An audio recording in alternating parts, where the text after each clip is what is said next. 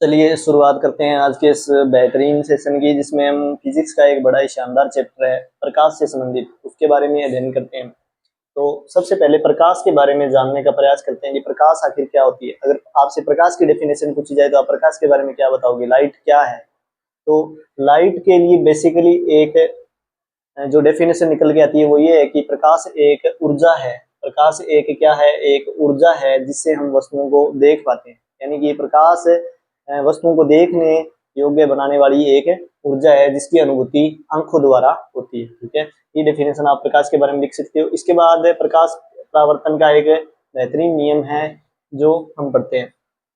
तो प्रकाश परावर्तन के नियम की अगर डेफिनेशन पूछी जाए कि प्रकाश परावर्तन क्या होता है, प्रकाश का परावर्तन या प्रकाश का रिफ्लेक्शन क्या होता है, तो जब अपारदर्शी माध्यम में, इसकी ये डेफिनेशन है, जब अपारदर्शी माध्यम पर कोई प्रकाश की किरण आपतित होती है, अपारदर्शी माध्यम पर जब कोई प्रकाश की किरण आपतित हुई तो वो उसी माध्यम में परावर्तित होकर लौट जाती है।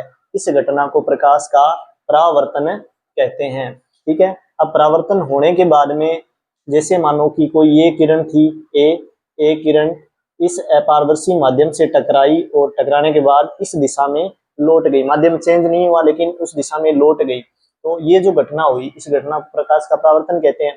और इस घटना में बीच में मैंने एक काल्पनिक रेखा अभिलंब खींचा और दो कोण बन गए। देखो, अभिलंब और आपतित किरण के बीच में आपतन कोण, अभिलंब और आपतित किरण के बीच में अभिलंब आपतन कोण बन गया, और अभिलंब और परावर्तित किरण के बीच में परावर्तन कोण आर बन गया।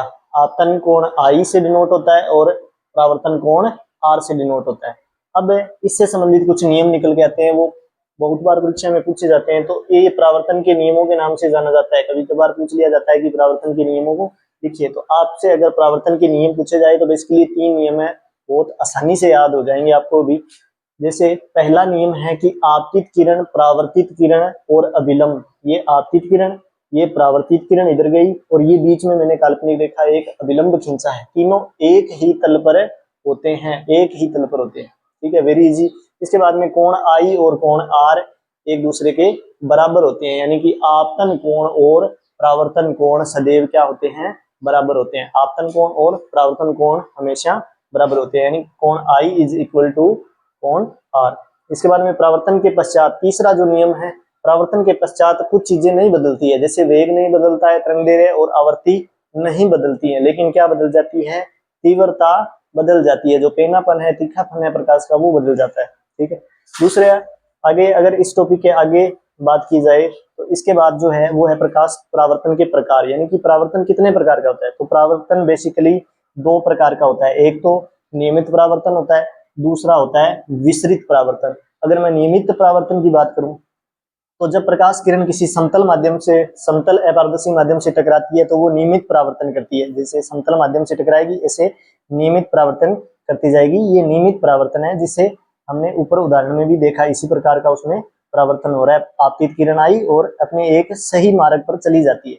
लेकिन विसरित परावर्तन में क्या होता है कि जो सतह है, जो अपारदर्शी माध्यम है, उसकी जो सतह है वो उबड़ खाबड़ होने के कारण या नियमितता उसमें नहीं होने के कारण जब अपारदर्शी माध्यम में से टकराएगी तो वो नियमित परावर्तन नहीं करेगी, उल्ट पुल्ट का परावर्तन होगा उसमें। मतलब कोई किरण किधर ही जाएगी, कोई किरण किधर ही जाएगी टकराने के बाद। तो ये इस प्रकार का विसरित परावर्तन होता है और नियमित परावर्तन। होपफुली आपको आज का ये जो शॉर्ट वीडियो है मेरा, वो जो मैंने समझाने का प्रयास किया आपको समझ में आया होगा। आगे के क्लास में हम आगे का जो इस अध्याय में आगे की जो बातें हैं उनके बारे में अगले वीडियो में चर्चा करते हैं। Thank you.